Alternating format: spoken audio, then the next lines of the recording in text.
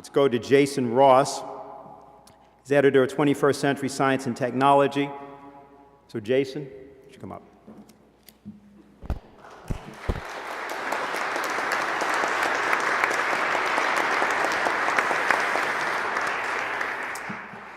Well, good. I'm glad to be here and glad that everybody is attending this event. I'm going to take the opportunity to discuss the future that we need to create in memory of Kennedy, recalling that although we must fight against evil, we have to act and live for the good and for the beautiful.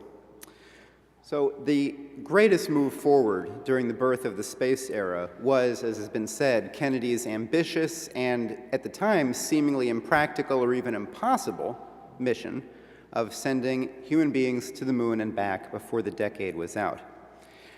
So I'd like to read his statement on this. This is from his September 12, 1962 speech at Rice University, where he said, "We choose to go to the moon in this decade and do the other things not because they are easy, but because they are hard. Because that goal will serve to organize and measure the best of our energies and skills. Because that challenge is one we are willing to accept, one we are unwilling to postpone, and one which we intend to win." Now, as we know, that goal was met, and with tremendous success. Economists estimating the payback, the value of the Apollo mission, of the moon mission of Kennedy, calculated roughly that for every dollar invested in that project, the payback was $10. And the payback wasn't the same kind of dollars that were invested. You know, when you make an expensive movie, you try to make the money back by selling tickets. You spend money, you get money, and nothing was really created in the process. The money that was created from the Apollo project wasn't advertising revenue for putting advertisements on the moon.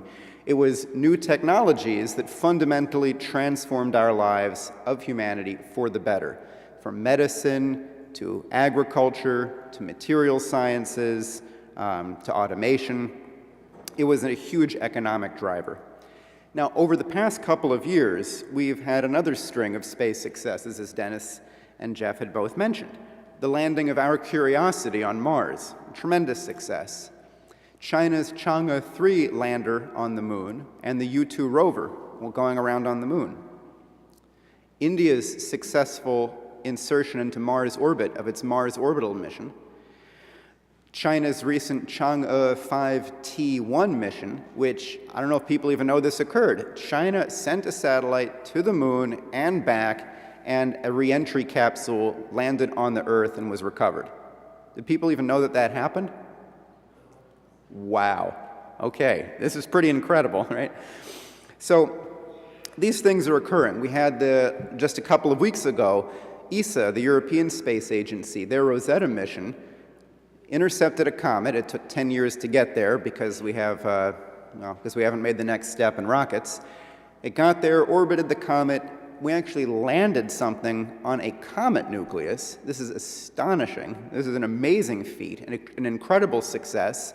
And studying comets provides a unique insight into the past history of our solar system, because it's believed that the comets represent the state of things at the creation of our planetary system, a way to look back billions of years. We just did that. ESA did it. Humanity did it. So I don't think I need to ask what the United States space program is looking like at present under the thrilling leadership of our recent presidents. But what I'd like to do is put this in context. I'd like to make an economic point and put it in a broader context.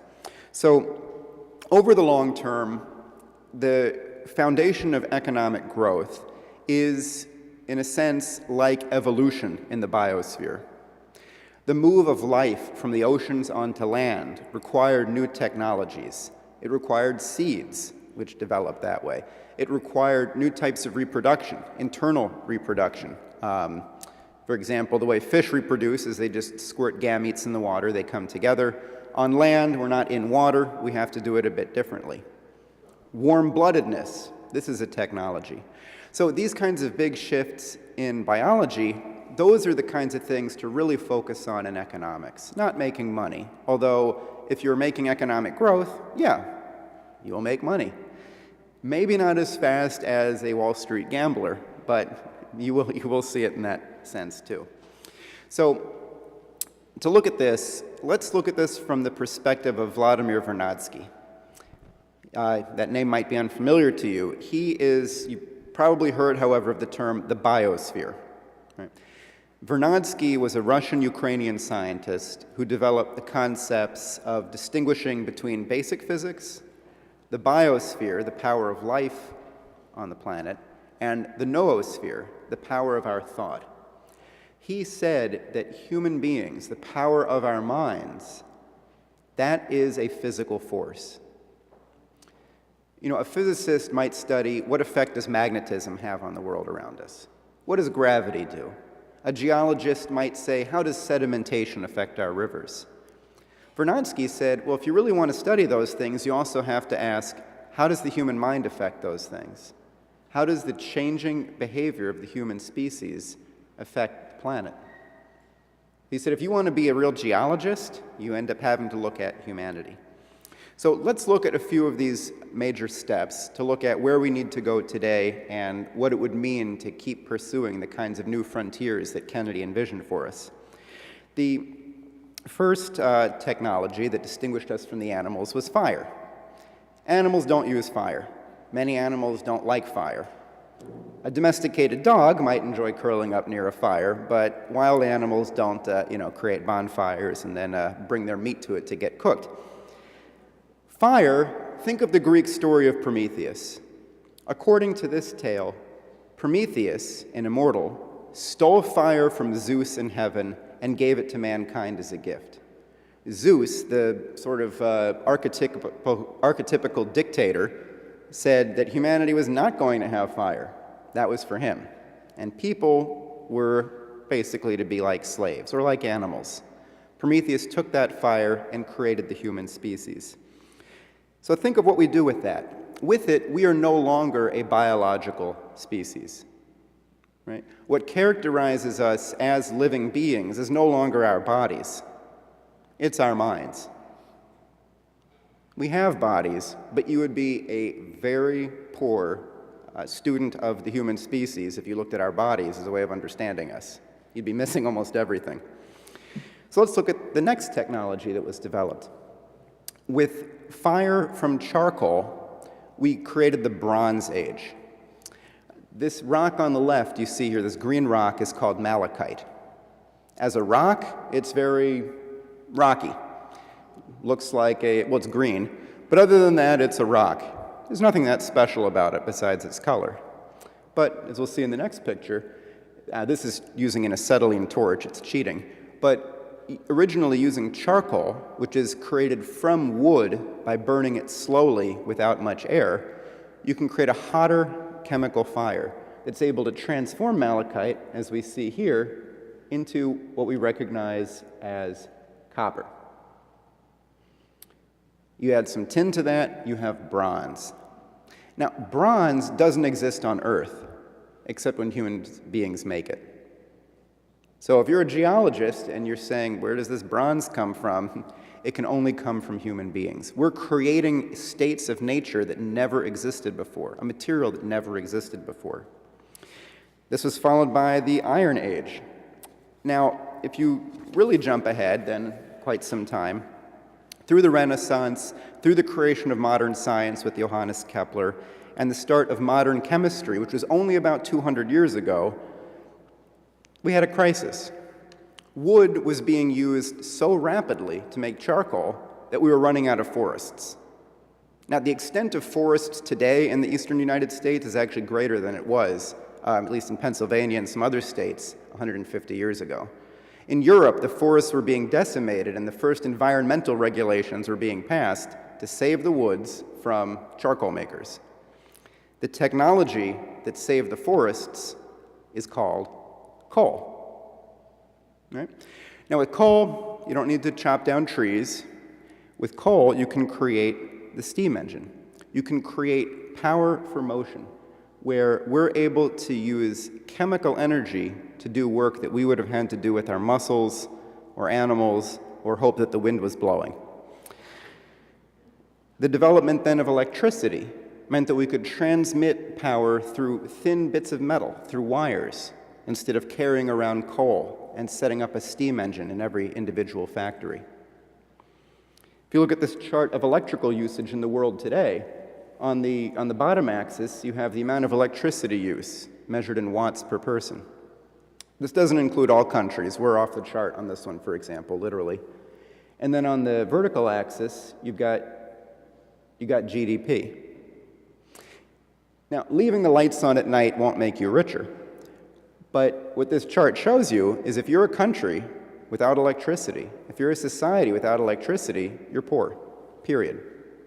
There's no amount of alternative technologies is going to change that. This is an essential need for modern society. To jump ahead again, to nuclear processes. So already with one more thing to say about the chemical processes, with the use of coal to create power. Think about water. We use water for power. When water is used in hydroelectricity, some water just flows through a pipe and spins a wheel. Its weight creates power by falling through the chute. Water is made of hydrogen and oxygen. If instead of taking that water and putting it down through that chute, if you had used the oxygen in it to burn wood, if the hydrogen in it were somehow separated and you were burning it, you get 1,000,000 times more power out of it chemically than when it's just a weight. With nuclear processes, we have 1,000,000 times more power than chemistry. So uranium, for example, you can burn it if you want to. You can set it on fire. You could burn uranium in your stove to keep your house warm. If you use uranium in a nuclear power plant, you get 1,000,000 times more power out of it. So compared to the physical world, compared to the beginning of this process, the nuclear world is 1,000,000,000,000 times more powerful. Now, if you're looking at things like getting a return of 10%, consider the idea of getting a return of 1,000,000,000,000, right? 100 trillion% return. These are the kinds of increases that have really made human society. So let's look in the next chart at how this is played out in the United States. This is an image of the use of power per person over the history of the United States. Two trends. It gets bigger. We're using more energy per person now. Secondly, the kind of power has changed. We don't use a lot of wood anymore. We use wood to build things with, but very few people are burning it for heat. Even fewer people are using wood to make charcoal to produce metal for a metal factory. Forget it, coal replaced it. In a large degree, oil and natural gas somewhat supplanted coal. Nuclear is that tiny red sliver there. So what happened? Since the assassination of Kennedy, this power curve hasn't gone up. Since the assassination of Kennedy, we didn't see the development of that new energy resource, of fission. We stopped. Right? Take our another chart might be speeds of transportation. You can't really get places in the US much faster now than you could 50 years ago. Amtrak hasn't gotten any faster. Excella does not count, really. And airplanes don't go any faster. So something stopped, something happened. What I want to talk about now is the next level that we would need to go to. So this picture may or may not mean something, but nuclear fusion would be the remaining step to make in the nuclear economy that Kennedy was intent on creating. I mean, he had a program for nuclear-powered rockets as well.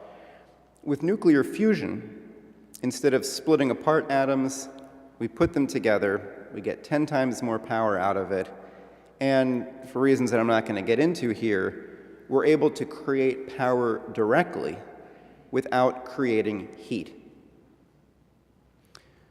With fusion power, using helium-3, we can create electricity and power directly without using heat to boil water and spin a fan, which is how nuclear power plants today work and how the ones being planned around the world for fusion would work, getting things hot and spinning a fan.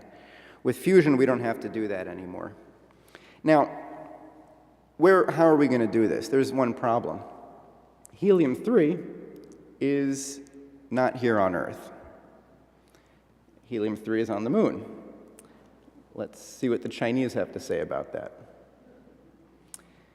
Here's Ouyang Ziwan, or a man whose name sounds like that. He's the father of the Chinese lunar program. And he says, helium-3, an isotope of the element helium, is an ideal fuel for nuclear fusion power, the next generation of nuclear power. It is estimated that reserves of helium-3 across the Earth amount to just 15 tons, while 100 tons of helium-3 will be needed each year if nuclear fusion technology is applied to meet global energy demands. The moon, on the other hand, has reserves estimated at between 1 and 5 million tons. From that energy chart I showed before, Kennedy's administration estimated that we would have twice the power available per capita than we do today. The world as a whole uses only about 20% the power per capita of the United States. Put all this together, and you're talking about an order of magnitude increase of power required for the world to be at a state that Kennedy thought we would already be at today. There is no way to provide this amount of power to lift the world out of poverty with solar panels, certainly, with windmills, with natural gas, or frankly, even with coal. The only potential source for this quantity of power requires that we move on to that next level, that we do what we have not done yet, that we implement nuclear, that we develop the research to get fusion working, and that we use that unique power of the fusion fuel on the moon, helium-3, to create the 2 generations beyond now in terms of this. This might seem strange, eccentric, unnecessary. Why haven't I heard about this? It might seem as strange as Kennedy saying that we should go to the moon and bring people to the moon and back within a decade. China's not waiting for us to make up our mind to do it. They're doing it, right? We discuss these other space initiatives or other initiatives of the BRICS, that Jeff had mentioned. China's got this space program. They're building thousands and thousands of kilometers of high-speed rail. They're financing a new Silk Road. They're developing the Asian Infrastructure Investment Bank and the New Development Bank. India, Prime Minister Modi of India is moving ahead with plans to get every Indian access to a toilet.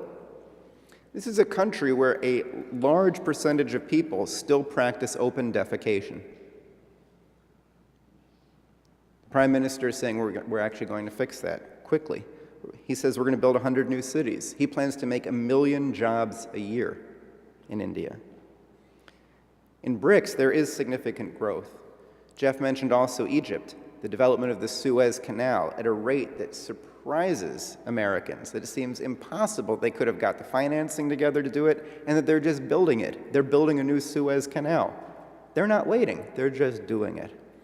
So overall, this is an American tradition of economics, of recognizing that growth and development can't be measured by money, but is measured in terms of increasing the power of the human species over nature and developing our ability to increase our numbers and to increase living standards physically, not monetarily.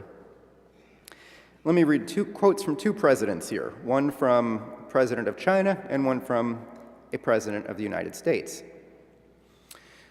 Here's President Xi Jinping. He says, "The Pacific Ocean is broad enough to accommodate the development of both China and the United States, and our 2 countries to work together to contribute to security in Asia. These are mutually complementary efforts instead of mutually exclusive ones." I also introduced to President Obama China's initiatives of establishing the Asian Infrastructure Investment Bank and the Silk Road Fund. Underdeveloped infrastructure is the main bottleneck obstructing the economic development of Asia. China has initiated the Asian Infrastructure Investment Bank in order to offer support and facility to regional infrastructure development. These proposals and initiatives are open and inclusive in Asia. They are not exclusive. We welcome the active participation of the United States and other relevant countries so that together we can promote and share prosperity and peace in the Asia-Pacific. China is ready to work with the United States to make efforts in a number of priority areas and putting into effect such principles as non-confrontation, non-conflict, mutual respect, and win-win cooperation. And with unwavering spirit and unremitting efforts, we will promote new progress in building a new type of model of major country relations between the two countries, so as to bring greater benefits to our two peoples and two countries. So that was from President Xi Jinping in China, inviting the United States to join in the projects that China is launching. China is not trying to create an empire. China is, believe it or not, they're doing what they're saying. They're looking for opportunities, as he says, of win-win cooperation, developing infrastructure, overcoming bottlenecks, and developing the economies. Here's President Kennedy. He said, "We seek not the worldwide victory of one nation or a system, but a worldwide victory of man. The modern globe is too small, its weapons too destructive, and its disorders too contagious to permit any other kind of victory." Global security is a global matter. You can't have local security and chaos elsewhere. The policy being pursued by the United States right now is incredibly dangerous in this regard. Increasingly, the world is turning towards this other direction, that of the BRICS, which is historically the outlook of the United States. Now, we've come to a point where it's not enough for us to think about being American, or our reservoir of being able to look back to examples from our past and always find something that's good enough to move us forward. That might not work at this time. We might have to think self-consciously about what our role as a nation will be and what our role as people will be. You know, I was talking with Dennis a few days ago, who had looked at part of the tragedy of the Kennedy assassination was not only that Kennedy was assassinated, but who was there to take his place. That Lincoln was almost assassinated before he even got into the White House. It was not a surprise. I mean, it's a tragedy that Lincoln was killed, but it wasn't something that he couldn't have ever imagined would occur to him. Of course he knew that was a risk.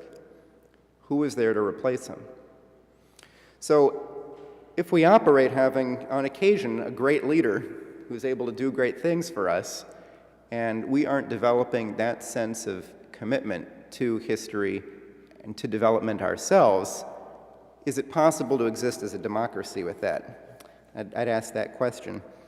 And I'd like to conclude by saying something about the role of science in all of this. Not only is science, and culture as well, but not only is science the basis of economy, the reason that we have economies and animals don't, the reason that we change from generation to generation, and beavers, they build dams, but they haven't introduced rebar, they haven't developed any new technologies, right? Animals don't develop willfully from generation to generation. We do, and that is the most fundamental aspect of the human experience: discovery, finding out new things, doing something tomorrow that was impossible today.